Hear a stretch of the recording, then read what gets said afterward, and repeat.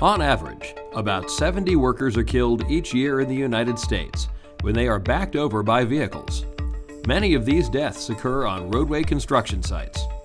In fact, in road, street, and bridge construction, struck-by incidents are by far the primary cause of worker deaths and injuries. No other hazard even comes close.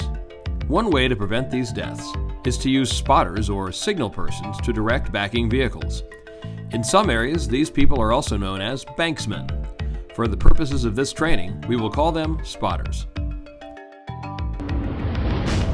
As explained previously in this course, spotters have a number of responsibilities. They must be properly trained. They must be visible with regards to both their location and their clothing. They must be able to recognize the many hazards that surround trucks, equipment, and their operators. This is called the sphere of safety. They must be able to recognize the many hazards faced by workers on foot and other pedestrians on the site. They must be able to clearly communicate. This includes directing drivers, operators, and workers to safely navigate the site to complete their tasks. Spotters must remain focused on their work. They must not be distracted by phones or other electronic devices, by other workers, or with other work duties. Finally, the spotter should be clearly identified. This means no more than one person is giving signals, and other workers are not standing near the spotter or distracting him or her. It is a good practice to dress the spotter in different high-visibility clothing than the other workers. Class 3 garments are highly recommended. This video explains the proper signaling techniques to direct those who are likely to enter these sites. Communicating with the driver or operator. The first step to safe spotting is to simply make sure the driver or operator knows you are there, and you will be directing him or her. But before you approach any moving equipment, make sure you have a clear signal from the driver that it's safe to do so. Never assume the driver sees you, even if he or she appears to be looking directly at you. Next, make sure you and the driver understand and agree upon the signals you will be using. We recommend the ARTBA standard set of backing signals. Let the driver know you will be standing in his mirror range on the left rear end side of his vehicle if you are signaling a truck or similar equipment. Be sure the drivers know how to stop immediately if they lose sight of you, if your back is to them, or if they hear an emergency signal such as a whistle or air horn. When you are properly positioned, signal the driver that you are ready. As he or she begins backing, make sure you remain in mirror range. This may require you to move side to side. If you are guiding a vehicle to back a long distance, it may require you to signal the driver in several sequences. This means you guide them until they are no closer than 3 yards away. Signal the operator to stop. Turn and walk another 5 to 15 yards. Face the operator's mirror and restart the backing signals. Do not give signals while walking backwards. You could trip, slip, or back into a hazardous situation. Remember, spotters have blind spots too. Never back blindly, even on foot. Signaling. The following are the signals that should be provided by the spotter to the driver or operator. We will begin with the basic signals. All clear, ready to start. Both arms are extended horizontally to the side, with the palms facing forward.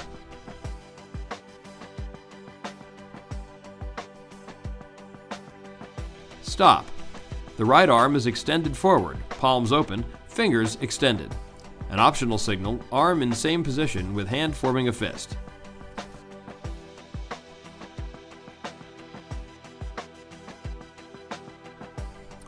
Slow down. The right arm is extended to the side above waist height, palm down. The forearm is raised up and down slowly in a patting motion.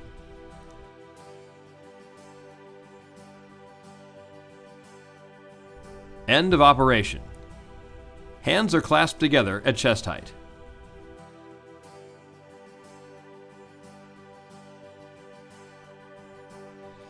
Horizontal movement signals. To back towards the spotter, raise both arms in front of you with the palms toward you. Bending at the elbows, move the forearms back and forth to indicate movement.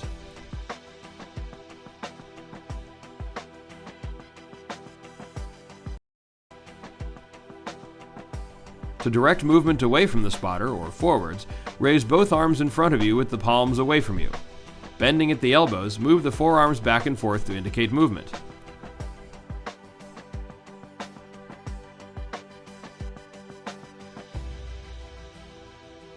To direct the vehicle to back to the right, raise the right arm to shoulder height and point to the right, palm down, moving the forearm back and forth in small, slow movements.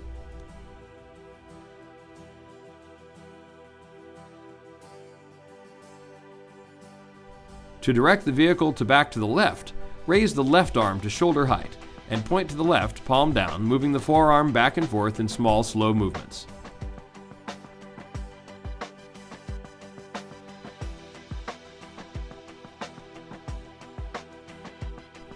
To show horizontal distance, both arms are raised above the head, arms parallel with the palms facing one another. The hands move together or apart to indicate relative distance between the driver and the object.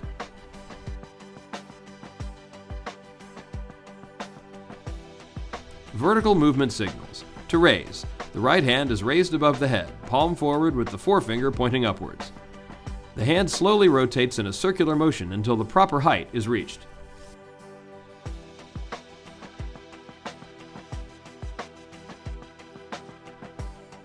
To lower, the arm is extended downward, with the palm facing inward and the index finger pointing downward. The hand slowly rotates in a circular motion until the proper height is reached.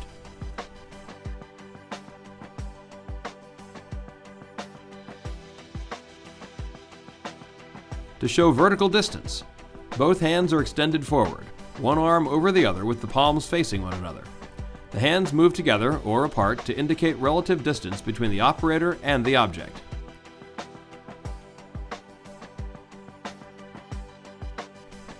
Danger and emergency signals. Emergency stop.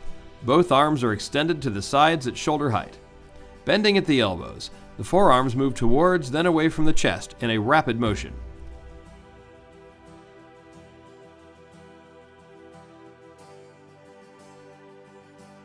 For signals indicating movement, the relative speed of the vehicle can be directed by speeding up or slowing down the arm motions.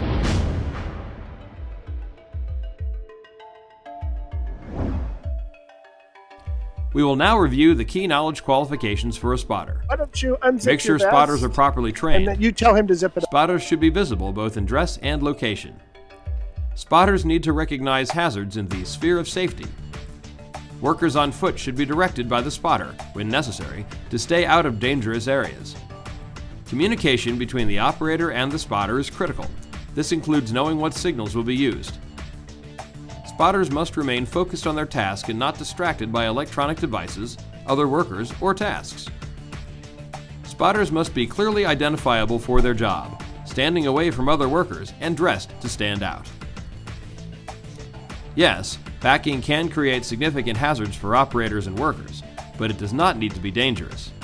By using trained, qualified spotters, we can overcome many of the inherent dangers involved in backing operations.